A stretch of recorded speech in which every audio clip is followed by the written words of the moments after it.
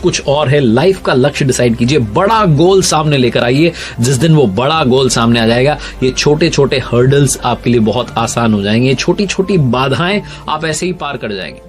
इसीलिए सबसे एग्जाम्स और एग्जाम्स, परीक्षा एक ऐसा शब्द जिससे हम बचपन से डरते आए हैं।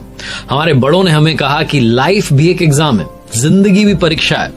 और जब हम बड़े हो गए, जब यूनिवर्सिटी से बाहर निकले और जीवन का प्रैक्टिकल एग्जाम हमने देना शुरू किया, तो हमें समझ में आया कि वाकई में बहुत बड़ी परीक्षा है। लेकिन जो यूनिवर्सिटी के एग्जाम्स दे रहे हैं, कॉलेज के एग्जाम्स दे रहे हैं, स्कूल के एग्जाम्स दे रहे हैं, कॉम्पिटिटिव एग्जाम्स दे रहे हैं, उनसे पूछिए कि वो परीक्षा कितनी बड़ी है। तो आइए आज इस वीडियो में बात करते हैं एग्जाम प्रिपरेशंस के 5 उन तरीकों की जो आपके एग्जाम्स को शानदार बना सकते हैं, रिजल्ट को बेहतर बना सकते हैं।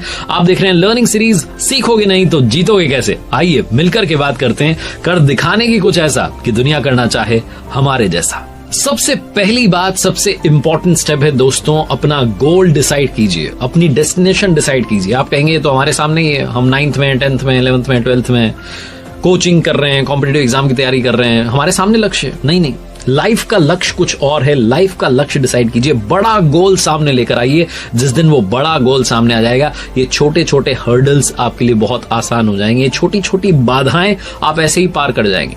इसीलिए सबसे इंपॉर्टेंट स्टेप है, अपनी मंजिल को डिसाइड कीजिए। आपको मालूम होना चाहिए कि आपको कहां पहुंचना है। वो ट्रेन कहीं भी नहीं पहुंचती जिसे अपना स्टेशन मालूम नहीं होता, वो प्लेटफॉर्म पर खड़ी रह जाती है। वो प्लेन कहीं नहीं पहुंचता जिसे मालूम नहीं है कि कहां के लिए उड़ करके जाना है।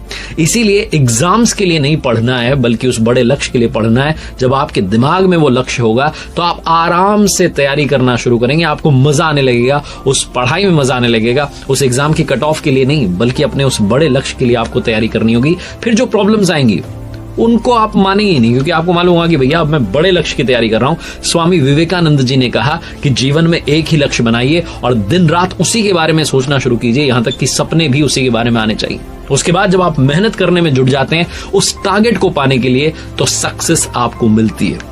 लेकिन ऐसा नहीं कि सक्सेस आपको हर बार मिलेगी, कई बार फेल भी होना पड़ेगा, कई बार फेलियर का सामना भी करना पड़ेगा। लेकिन याद रखिए, गिरते हैं शहसवार ही मैदान जंग में, वो तिफल क्या गिरेंगे जो घुटनों के बल चलते हैं। अगर कभी गिर जाओ तो ये याद करना कि जब आपने चलना सीखा था बचपन में, तो कितनी बार आप जमीन पर गिरे थे, कितनी बार आपको लगी थी। आपने साइकिल चलाना सीखा था तो कितनी बार आप गिरे थे। गिरना, उठना, लड़खड़ाना, ये सब जीवन का प्रोसेस है, इसलिए घबराना नहीं। वो बड़ा लक्ष्य दिमाग में रखोगे तो आगे बढ़ते जाओगे। एक बार फिर से वही बात याद रखो कि उठो, जागो और तब तक मत रुको जब तक कि आप अपने लक्ष्य को ना पालो। दूसरा सबसे इंपॉर्टेंट काम जो आपको आज से ही करना है, अपनी स्ट्रेटेजी बनाइए। भैया आपको मालूम चल गया जाना कहां है, लेकिन उसके लिए तैयारी तो होनी चाहिए ना, रास्ता तो मालूम होना चाहिए, रूट तो बनना चाहिए, स्ट्रेटेजी तो बननी चाहिए। अब आप कहेंगे वही घिसा पिटा पुराना सा शब्द आप लेकर के आओगे, इसका नाम है टाइम टेबल। टाइम टेबल जो है, ये बचपन से हमने सुना है कि बना लो बेटा तुम्हारा कुछ हो जाएगा, तो ये वाकई में बना लो, वाकई में कुछ हो जाएगा। जितने सक्सेसफुल लोग हैं दुनिया में, उन सब ने इसे ही फॉलो किया है। इनफैक्ट वो अब भी फॉलो कर रहे हैं, तभी वो टॉप पर बने हुए हैं।